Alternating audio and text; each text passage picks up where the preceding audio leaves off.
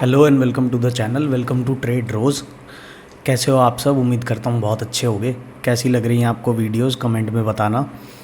आज ये हमारी इंट्रोडक्शन टू स्टॉक मार्केट की 4th वीडियो है। इसमें हम डिस्कस करेंगे आईपीओ मार्केट से आईपीओ आने से पहले का जो एक लाइफ साइकिल रहता है किसी भी बिज़नेस का या फर्म का। तो उसमें हम जानेंगे कि किस टाइप के किन तरीके के इन्वेस्टर्स होते हैं और क्या एक बिज़नेस की लाइफ साइकिल रहती है पब्लिक होने से पहले। वो किस तरीके की फंडिंग्स उठाती हैं, कैसे उठाती हैं और कैसे वो इस लेवल तक पहुंचती हैं कि वो अपना एक आईपीओ निकाल सकें और जनरल पब्लिक को अपने शेयर्स ऑफर कर सकें। तो let's get started. IPO markets starting के 3 चैप्टर्स में हमने देखा बेसिक कंसेप्ट्स के बारे में कि क्या एक बैकग्राउंड होता है, कहाँ कहाँ कौन कौन से इंटरमीडियरीज हमारे यूज़ होते हैं, क्या टर्मिनोलॉजी है शेयर मार्केट की, वो हमने जाना। आज हम एक इम्पॉर्टेंट क्वेश्चन को आंसर करेंगे कि why do companies go public, क्यों उन्हें पब्लिक जाना पड़ता है और क्या प्रोसेस है, वहाँ तक कैसे पहुँच पाते हैं। तो इस चैप्टर में हम अपने आईपीओ की आगे आने वाले सारे फ्यूचर टॉपिक्स की एक नींव रख रहे हैं। ये हम बैठ के अपने प्लांट जो लगाया है उसको ग्रो होता देखेंगे। तो आ जाते हैं ओरिजिन ऑफ अ बिज़नेस पे। ओरिजिन ऑफ अ बिज़नेस है why do companies go public. ये क्वेश्चन आंसर करने से पहले हम एक पूरा लाइफ साइकिल देखेंगे कि बिज़नेस कोई कैसे डेवलप होता है और कैसे वो इस लेवल तक पहुंचता है कि ये वो एक अपना आईपीओ कंडक्ट कर सके और जनरल पब्लिक को अपने शेयर्स ऑफर कर सके। तो बिज़नेस और फंडिंग एनवायरनमेंट को समझेंगे किस तरीके का है। तो सीन 1 में आते हैं हमारे पास एंजल इन्वेस्टर्स। एग्जाम्पल लेके एक स्टोरी की तरह इसको हम डिस्कस करेंगे। इमेजिन करते हैं कि एक एंटरप्रेन्योर है, ब्रिलियंट बिजनेस आइडिया है उसके पास मैन्युफैक्चर करने का फैशनेबल और ऑर्गेनिक कॉटन टी शर्ट्स जो कि यूनिक होंगी, अट्रैक्टिव होंगी अपने प्राइस पॉइंट्स के कारण, और अच्छी क्वालिटी की कॉटन यूज़ होगी इन टी शर्ट्स को बनाने में। तो कोई भी एक एंटरप्रेन्योर होगा तो उसके पास एक प्रॉब्लम आती है कि आइडिया तो मेरे पास है बट मैं अपने आइडिया को फंड कैसे करूं। और अज्यूम ये कर रहे हैं हम कि ये जो एंटरप्रेन्योर है इसके पास कोई बिज़नेस बैकग्राउंड नहीं है, तो ये कोई सीरियस इन्वेस्टर इनिशियल स्टेज पे नहीं अट्रैक्ट कर सकता। तो सिंपल तरीके से ये कैसे अप्रोच करेगा, अपने फैमिली को और फ्रेंड्स को अप्रोच करेगा, पिच करेगा, थोड़ा पैसा रेज़ करेगा या फिर जाएगा अपने बैंक के पास लोन लेगा। बट बैंक लोन लेना इनिशियली किसी भी बिज़नेस के लिए अच्छा नहीं रहता। तो अज्यूम करते हैं कि ये अपना पैसा डालता है कुछ और थोड़ा सा अपना पैसा कोई अपने 2 पक्के दोस्त ढूंढता है। 3 इडियट्स में से एक इडियट तो यही है और 2 और ढूंढता है जो इसके बिज़नेस में इन्वेस्ट करें। अब ये जो 2 फ्रेंड्स हैं ये प्री रेवेन्यू स्टेज पे इन्वेस्ट कर रहे हैं, ब्लाइंड बेट कर रहे हैं अपने एंटरप्रेन्योर पे। तो ब्लाइंड बेट करने वाले को हम एंजल ही कहेंगे, एंजल इन्वेस्टर। बट ये जो एंजल इन्वेस्टर्स का पैसा है इसको हम लोन नहीं बोल सकते, ये एक इन्वेस्टमेंट है जो कि इस बिज़नेस में करी जा रही है। प्रमोटर है, प्रमोटर भी अपना पैसा डाल रहा है और ये 2 इसके फ्रेंड्स भी पैसा डाल रहे हैं। तो एग्जामिन करते हैं कि प्रमोटर ने और उसके दोस्तों ने मिलकर टोटल 5 करोड़ रुपए रेज़ कर लिए हैं। इनिशियल मनी है, इसको हम बोलते हैं सीड फंड। सीड फंड आ गया ये जो पैसा है ये प्रमोटर के अकाउंट में नहीं जाएगा, ये जाएगा कंपनी के अकाउंट में। तो जो ये सीड कैपिटल है जैसे ही ये कंपनी के अकाउंट में जाती है ये कहलाती है शेयर कैपिटल। फर्स्ट हमने देखा कि सीड फंड ये 5 करोड़ का जैसे ही ये कंपनी के अकाउंट में गई ये बन गई शेयर कैपिटल। तो इनिशियल जो सीड इन्वेस्टमेंट इसके दोस्तों ने और इसने लगाई है वो उसके अगेंस्ट में इशू होंगे शेयर सर्टिफिकेट्स जो कि ओनरशिप इस कंपनी की एंटाइटल करेंगे इन लोगों को। तो जो ओनली एसेट है करंटली इस कंपनी के पास वो ये 5 करोड़ रुपए का कैश है। तो कंपनी की जो वैल्यूएशन बनती है वो 5 करोड़ रुपए बनती है। Issuing share is quite simple. Assume करते हैं कि हर एक शेयर की कीमत 10 रुपये रखी गई है। 5 करोड़ का टोटल कैपिटल है तो टोटल 50 लाख शेयर्स हैं। 10 रुपये का एक शेयर, 5 करोड़ टोटल वैल्यू है इस कंपनी की। तो 10 रुपये का एक शेयर बना, total shares number of shares बने 50 लाख। नेक्स्ट आते हैं, ये जो 10 रुपये की वैल्यू है इसको हम बोलते हैं फेस वैल्यू। तो फेस वैल्यू कुछ भी हो सकती है, 5 रुपये भी हो सकती है, बट अगर 5 रुपये फेस वैल्यू रखेंगे तो शेयर्स टोटल हमारे 50 लाख से बढ़ के 1 करोड़ हो जाएंगे। तो यहाँ पर हमने यही एग्जांपल के लिए यही सही है कि 50 लाख शेयर्स हैं, इसको बोलते हैं authorise shares of the company. तो ये शेयर्स जो हैं ये अलॉट होंगे प्रमोटर को और 2 जो उसके फ्रेंड्स थे एंजल इन्वेस्टर्स उनको। बट थोड़ा सा ये पैसा मतलब थोड़े से ये अपने शेयर्स रिटेन करेंगे फ्यूचर में और कैपिटल रेज़ करने के लिए कि अगर किसी और को ऐड करना है और ज़्यादा फंडिंग चाहिए होगी तो उनको भी कुछ शेयर्स इशू हो जाएंगे और उस शेयर्स इशू के करने के रिटर्न में उनको कैपिटल मिल जाएगी। तो हम इसमें अजम्पशन ये लेके चल रहे हैं कि 40% जो शेयर्स हैं वो प्रमोटर ने रख लिए अपने पास, और जो 2 एंजल इन्वेस्टर आए थे उसके फ्रेंड्स, उनको 5-5% मिल गया है। कंपनी ने रिटेन कर लिए हैं 50% शेयर्स, और 50% शेयर्स उन्होंने रख लिए हैं अपने फ्यूचर के लिए। तो जो ये अलॉटेड शेयर्स हैं, एक प्रमोटर का और 2 उसके दोस्तों का, इनके पास 50% स्टेक आ गया है कंपनी का, इनको बोलेंगे इशूड शेयर्स। ये फर्स्ट इनिशियल स्टेज की शेयर होल्डिंग पैटर्न है। इसमें प्रमोटर के पास 20 लाख शेयर है और उसके फ्रेंड्स के पास 2.5 लाख शेयर्स हैं। 5-5% इनकी होल्डिंग है, 40% इसके पास है। तो शेयर होल्डिंग पैटर्न इस तरीके से है। अब ये जो 50% शेयर्स हैं, जो कि 25 लाख शेयर्स आते हैं, ये रिटेन कर लिए गए हैं कंपनी के द्वारा, ये कहीं अलॉट नहीं हुए हैं। तो अभी करंटली यही है कि इन्हें कॉशियसली चलना है और ज़्यादा अपना पैसा ख़राब नहीं करना है। तो इन्होंने डिसाइड किया है कि एक स्मॉल मैन्युफैक्चरिंग यूनिट खोलेंगे और एक रिटेल आउटलेट खोलेंगे। Second in the scene comes venture capitalists. VC को समझेंगे हम, वीसी क्या है। अब वो 5 करोड़ रुपए की इन्वेस्टमेंट के साथ उन्होंने 2 साल काम किया। 2 साल काम करने के बाद ऑपरेशंस हो गए हैं, कंपनी ब्रेक इवन पे आने लग गई है। अब जो बिज़नेस ओनर है वो रुक ही नहीं रहा, उसको काफ़ी नॉलेज आ गई है अपने बिज़नेस के बारे में, अपने प्रोडक्ट के बारे में। अब ये काफ़ी कॉन्फिडेंट है। तो अब ये सेकंड स्टेज ऑफ फंडिंग के लिए जा रहा है वीसी के पास। तो अब यही कॉन्फिडेंस जो 2 साल के काम से इन्होंने गेन किया है, इस कॉन्फिडेंस के बेसिस पे ये एक्सपैंड करना चाहते हैं और एक और मैन्युफैक्चरिंग यूनिट इस्टेब्लिश करना चाहते हैं और कुछ एडिशनल रिटेल स्टोर्स इस्टेब्लिश करना चाहते हैं सिटी में।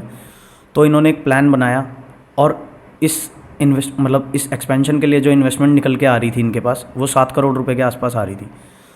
तो अब बिज़नेस रेवेन्यू भी जनरेट कर रही है, 2 साल से बिज़नेस चल रहा है, और जो ये बिज़नेस ओनर है वो भी काफ़ी कॉन्फिडेंट है। तो ऐसी सिचुएशन में वो जाएगा किसी प्रोफेशनल इन्वेस्टर के पास जो एग्री कर गया है, 14% स्टेक लेगा, 7 करोड़ रुपए लेगा उसकी कंपनी में।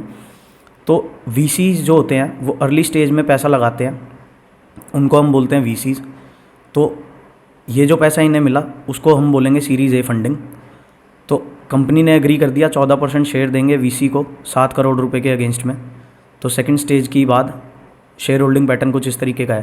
प्रमोटर के पास 20 लाख शेयर हैं, 40% स्टेक है। इन दोनों के पास 2.5 लाख शेयर्स हैं और 5-5% स्टेक है। इसके पास 7 लाख शेयर्स हैं और 14% इसके पास शेयर होल्डिंग है। टोटल 64% शेयर होल्डिंग आ गई है। 36 जो बैलेंस है वो कंपनी के पास अभी भी रिटेन्ड है। 36% शेयर्स ऐसे हैं जो अभी तक किसी को अलॉट नहीं हुए हैं। अब वीसी का पैसा आ गया है बिज़नेस में, तो ये काफ़ी इंटरेस्टिंग डेवलपमेंट है। वीसी ने वैल्यू किया पूरे बिज़नेस को 50 करोड़ पे। जो बिज़नेस 2 साल पहले 5 करोड़ पे स्टार्ट हुआ था, आज वीसी के आने के बाद इसको 50 करोड़ की वैल्यूएशन के हिसाब से 14% स्टेक मिले हैं।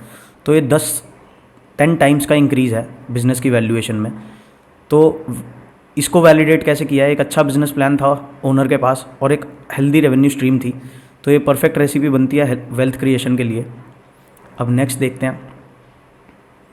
थर्ड स्टेज का जो शेयर होल्डिंग पैटर्न है वो इस तरीके से बनता है कि जो उनकी इनिशियल प्रमोटर की और उनके फ्रेंड्स की जो इन्वेस्टमेंट थी वो 10 टाइम्स ग्रो हो चुकी है, क्योंकि 5 करोड़ से उन्होंने बिज़नेस स्टार्ट किया था।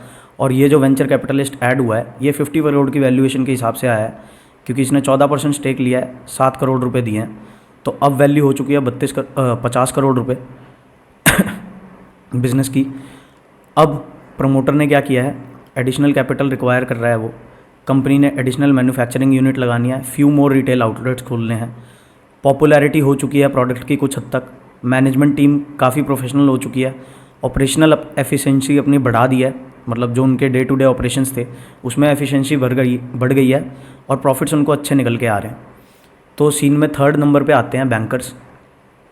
अब जैसे जैसे 3 साल और पास हुए, 2 साल पहले, 2 साल के बाद वीसी आया, फिर उन्होंने 3 साल बैठ के और काम किया। 3 साल के बाद पिक्चर में आ गए बैंक्स। अब क्या है, काफ़ी अच्छी सक्सेस हो चुकी है। कंपनी ने डिसाइड किया है कि 3 सिटीज़ में और अपनी रिटेल प्रेजेंस बढ़ानी है, तो प्रोडक्शन कैपेसिटी बढ़ानी पड़ेगी। तो उन्हें अपने कंपनी में और मैन्युफैक्चरिंग यूनिट्स में भी इन्वेस्टमेंट करनी पड़ेगी। तो ये जो एक कैपिटल एक्सपेंडिचर होता है इसको हम बोलते हैं कैपेक्स। Capital expenditure. तो ये एस्टीमेट, अब मैनेजमेंट ने ये एस्टीमेट निकाला है कि 40 करोड़ रुपए कैपिटल एक्सपेंडिचर चाहिए हमें ये सब ग्रो करने के लिए और 3 मोर सिटीज़ में जाने के लिए। तो अब कुछ ऑप्शंस बचते हैं कंपनी के पास कि वो कहाँ से पैसा रेज़ करें इस कैपेक्स को फंड करने के लिए। तो फर्स्ट ऑप्शन उसके पास ये है कि इतने सालों में कुछ प्रॉफिट्स बनाए हैं तो उन प्रॉफिट से कुछ हिस्सा लिया जाए इसको कैपिटल एक्सपेंडिचर को फंड करने में। तो इसको बोलेंगे funding through internal accruals. Company approach कर सकती है किसी और वीसी को, कुछ और शेयर्स अलॉट करके उनको, और एक ऑथराइज कैपिटल ले सकते हैं सीरीज़ बी फंडिंग की। थर्ड ऑप्शन ये है कि किसी बैंक के पास जाएं, लोन ले, ये लोन कहलाएगा डेट, और बैंक भी काफ़ी खुश होगा ऐसी कंपनी को लोन देने में जिसका कंसिस्टेंट रेवेन्यू स्ट्रीम है और काफ़ी पॉपुलैरिटी जिसकी बढ़ रही है। तो कंपनी ने डिसाइड किया तीनों ऑप्शन को एक्सप्लोर करते हैं इस कैपेक्स को फंड करने के लिए। तो 15 करोड़ रुपए तो उन्होंने अपने प्रॉफिट्स में से निकाल लिए। सीरीज़ बी का जो था, जो एक और इक्विटी वीसी से जो उठाना है, 5% उन्होंने सीरीज़ बी फंडिंग से उठाया। प्लान से series B divest 5% equity for consideration of 10 crore from a VC. Okay, 10 crore रुपए एक वीसी से उठाए, 15 करोड़ अपने प्रॉफिट से निकाले और 15 करोड़ रुपए का लोन ले लिया। अब ये 10 करोड़ 5% के लिए आए हैं। ये आपको लग रहा होगा कि एग्जैजरेटेड है। कंपनी की वैल्यूएशन 200 करोड़ हो चुकी है, 5 करोड़ से 50 हुई, 50 से 200 हो गई। बट ये एक कंसेप्ट को समझने के लिए ज़रूरी है इस तरीके का एग्जांपल लेना। तो फोर्थ स्टेज के बाद शेयर होल्डिंग पैटर्न जो हमारा बनता है, प्रमोटर का 40% स्टेक था, उसकी वैल्यू आज 80 करोड़ रुपए है। एंजल 1 और 2 के 5% स्टेक की वैल्यू आज 10 करोड़ रुपए है। जो सीरीज़ ए में वीसी आया था जिसके 7 लाख शेयर्स थे, उसके पैसे की वैल्यू 7 करोड़ की वैल्यू आज 28 करोड़ रुपए है। और ये वीसी बी जो इस स्टेज में आया है, इसके 5% स्टेक की वैल्यू आज 10 करोड़ रुपए है। तो अब कंपनी के पास 31% शेयर्स अभी भी बचते हैं जो किसी को अलॉट नहीं हुए हैं। इसकी वैल्यू अब बनती है 62 करोड़ रुपए। तो ऐसी कंपनीज़ के जो इस तरीके का हमें ग्रेट बिजनेस आइडियाज़ थे और अच्छे रिजल्ट्स दिए हैं वेल्थ क्रिएशन में, जो इस तरीके की कंपनीज़ परफॉर्म करी हैं जैसे हमने डिस्कस की, उनके हमारे पास डोमेस्टिक एग्जांपल्स इन्फोसिस है, पेज इंडस्ट्रीज़ है, आयशर मोटर्स है, टाइटन इंडस्ट्रीज़ है। और इंटरनेशनली आप अगर देखोगे गूगल, फेसबुक, ट्विटर, व्हाट्सएप, ये सब इसी तरीके से ग्रो करे हैं छोटे से हिस्से। फोर्थ जो आते हैं सीन में वो है प्राइवेट इक्विटी। इनका आप सीन समझते हैं ये क्या है। ये काफ़ी जाने माने और काफ़ी सोफिस्टिकेटेड इन्वेस्टर्स होते हैं। अब फ्यू ईयर्स पास हो चुके हैं, कंपनी एक सक्सेस स्टोरी बन चुकी है। 8 साल पुरानी कंपनी है, 200 करोड़ की कंपनी है, एम्बिशन है, काफ़ी बढ़ रहा है कंपनी का कि 8 साल में इतनी ग्रोथ की है तो और भी आगे जाना है। अब कंपनी चाहती है कि इसके रिटेल आउटलेट्स की ब्रांचेज़ हों हर जगह, हर स्टेट में कंट्री के, और ये अपने बिज़नेस को डाइवर्सिफाई करें। Manufacturing and retailing, fashion accessories, designer cosmetics and perfume. अभी तक इनका कॉटन टी शर्ट्स का बिज़नेस था, अब इन्होंने सोचा है कि एक्सपैंड करते हैं और डाइवर्सिफाई करते हैं बिज़नेस को। तो इसके लिए जो कैपेक्स रिक्वायरमेंट है, कैपिटल एक्सपेंडिचर रिक्वायरमेंट है, वो 60 करोड़ पे अब वैल्यू करी है मैनेजमेंट ने। तो अब कंपनी को डेट नहीं लेना है, बैंक लोन नहीं लेना है, क्योंकि इंटरेस्ट बर्डन जो होगा वो इनके प्रॉफिट्स को खा जाएगा, तो कोई फ़ायदा नहीं है। तो अब डिसाइड किया है कि अलॉट करते हैं शेयर सीरीज सी फंडिंग में। तो टिपिकली ये एक वीसी के पास अप्रोच नहीं कर सकते, क्योंकि वीसी की जो इन्वेस्टमेंट होती है वो थोड़ी छोटी होती है और वो कुछ करोड़ में ही होती है, 5-7 करोड़ 10 करोड़ आप ले सकते हो वीसी से। बट जब वीसी के बस से बाहर बात चली जाती है तो प्राइवेट इक्विटी पिक्चर में आते हैं। प्राइवेट इक्विटी वही काफ़ी सैवी बंदे होते हैं, हाईली क्वालिफाइड होते हैं, एक्सीलेंट प्रोफेशनल्स होते हैं, बहुत अच्छा बैकग्राउंड होता है इनका, लार्ज अमाउंट ऑफ मनी ये इन्वेस्ट करते हैं। इनका सिर्फ और सिर्फ ऑब्जेक्टिव कैपिटल प्रोवाइडिंग नहीं होता है जैसे बैंक का होता है कि वो आपको कैपिटल दे देगा फिर आप जानो आपका काम जाने। बट जो प्राइवेट इक्विटी आता है वो अपने बंदे भी बोर्ड में लगाता है, वो इंश्योर करता है कि कंपनी रिक्वायर्ड डायरेक्शन में चले और जो पॉसिबल बेनिफिट की चीज़ हो कंपनी के लिए वो चीज़ वो कर पाए। तो अब अजम्पशन ये है कि 15% स्टेक लिया है 60 करोड़ के बदले में, तो वैल्यूएशन जो अब कंपनी की है वो 400 करोड़ पे है। अब शेयर होल्डिंग और वैल्यूएशन देख लेते हैं। 5th स्टेज का जो शेयर होल्डिंग पैटर्न है, प्रमोटर के पास 40% स्टेक था, उसकी वैल्यू आज 160 है। एंजल 1 और 2 के जो 5-5% शेयर थे उनकी वैल्यू आज 20-20 करोड़ है। सीरीज़ ए में जो आया था वीसी, उसके 7 करोड़ की वैल्यू आज 56 करोड़ है। सीरीज़ बी का जो इन्वेस्टर था उसके 10 करोड़ की वैल्यू आज 20 करोड़ है। और पीई जब आया है, प्राइवेट इक्विटी जब आई है, सीरीज़ सी इन्वेस्टमेंट जो आई है, उसके पास 15% स्टेक आया है 60 करोड़ के अगेंस्ट में। तो अब कंपनी की वैल्यूएशन 336 हो चुकी है। तो अब हमें नोट ये करना है कि कंपनी के पास अभी भी 17% शेयर्स ऐसे हैं जो किसी को अलॉट नहीं हुए हैं और इनकी वैल्यू अब स्टैंड कर रही है 64 करोड़ के आसपास। तो पी जब भी कहीं इन्वेस्ट करता है तो उनका ऑब्जेक्टिव होता है कि लार्ज कैपेक्स रिक्वायरमेंट होगी जहाँ पर, वहीं वो इन्वेस्ट करेंगे। वो अर्ली स्टेज में नहीं इन्वेस्ट करते हैं। क्यों? क्योंकि वो फोकस करते हैं कि ऐसी कंपनीज़ में इन्वेस्ट करें जिसके पास एक कंसिस्टेंट रेवेन्यू स्ट्रीम हो और कुछ ईयर्स का एक उसके पास ऑपरेशन का एक्सपीरियंस हो। फिर process of deploying capital by PE और utilisation of this capital will take up few years. तो अब 8 साल पहले हो चुके थे, उसके बाद 5 साल और हो गए हैं। पीई की जो प्राइवेट इक्विटी की इन्वेस्टमेंट आई थी उसको यूज़ किया है, अच्छे से कंपनी को और ग्रो करा है। डाइवर्सिफाई हो चुका है कंपनी का पोर्टफोलियो, हर मेजर सिटी में उसकी प्रेजेंस हो चुकी है। रेवेन्यूज़ काफ़ी अच्छे हैं, प्रॉफिटेबिलिटी स्टेबल है, इन्वेस्टर्स काफ़ी खुश हैं। बट प्रमोटर को अभी भी शांति नहीं हुई है और प्रमोटर एस्पायर करता है इंटरनेशनली इसको ले जाने में। तो यहाँ पे आके कैपिटल एक्सपेंडिचर की जो रिक्वायरमेंट है इस टाइम पे आके वो काफ़ी ज़्यादा बढ़ गई है। पिछली बार 60 करोड़ थी, अब 200 करोड़ निकल के आ रही है। अब इसको फंड करने के लिए इसके पास कुछ ऑप्शंस हैं। फर्स्ट ऑप्शन यही है कि जो इंटरनल अक्रूवल्स है, मतलब अपने प्रॉफिट्स में से पैसा लगाए, सीरीज़ डी फंडिंग कर ले किसी और पीई फंड से, ये एक ऑप्शन है। बैंकर्स से डेट ले ले, बॉन्ड इशू कर दे, कॉरपोरेट्स भी बॉन्ड इशू कर सकते हैं अपनी फाइनेंशियल नीड्स को फुलफ़िल करने के लिए, या फिर इन सब का एक कॉम्बिनेशन करे और फिर आगे बढ़े। तो for sake of convenience company ने अज्यूम किया है कि इस कैपेक्स को हम पार्ट्स में पूरा करेंगे। फर्स्ट अपने प्रॉफिट से निकालेंगे और सेकंड हम जाएंगे आईपीओ के लिए। ये सब पहले काफ़ी कर चुकी है कंपनी, तो अब उसको चाहिए कि मैं अपने प्रॉफिट से और आईपीओ के लिए जाऊं और पब्लिक जाऊं। आईपीओ में आने के बाद जनरल पब्लिक सब्सक्राइब करेगी इन शेयर्स को, एक सर्टेन प्राइस पे करेगी और शेयर्स मिलेंगे उनको। अब company is offering the shares for the first time, so this is called a initial public offer. तो अब कंपनी काफ़ी क्रूशल जंक्चर पे खड़ी हुई है। तो यहाँ पर कुछ क्वेश्चंस हैं जिनके आंसर चाहिए कि why did the company decide to file an IPO, in general why do companies go public, एक क्वेश्चन ये है। सेकंड क्वेश्चन ये है why did they not file for an IPO when they were in the series A, B और C situation, second question. Third question है कि what will happen to the existing share holders of the company after the IPO. Fourth question is general public क्या देख के आए किसी भी IPO को सब्सक्राइब करने के लिए। फोर्थ क्वेश्चन है कि आईपीओ प्रोसेस कैसे इवॉल्व होती है। सिक्स्थ क्वेश्चन है फाइनेंशियल इंटरमीडिएरीज कौन कौन से इन्वॉल्व होंगे आईपीओ मार्केट्स में। और सेवन्थ क्वेश्चन है कि क्या होगा after a company goes public, what will happen after the company goes public. तो इसके नेक्स्ट चैप्टर में हम ये सब क्वेश्चंस को डिस्कस करेंगे।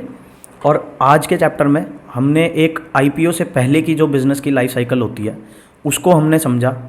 एक 5 करोड़ की कंपनी स्टार्ट की हुई प्रमोटर और उसके 2 दोस्तों के साथ, ग्रो करके 400 करोड़ की वैल्यूएशन पे आ गई है। अब उसका नेक्स्ट जो खर्चा है वो 200 करोड़ का होना है। तो उसके लिए मैनेजमेंट ने डिसाइड किया है कि वो पब्लिक जाएंगे और जनरल पब्लिक से पैसा रेज़ करेंगे। तो इसके बारे में अब हम देखेंगे अपनी नेक्स्ट वीडियो में। और सभी से यही रिक्वेस्ट है कि अगर आपको वीडियोस अच्छी लग रही हैं, समझ आ रहा है, तो प्लीज़ कमेंट में बताओ मेरे को कि अच्छी लग रही है और जय श्री राम लिख दो। मिलते हैं नेक्स्ट वीडियो में। जय श्री राम।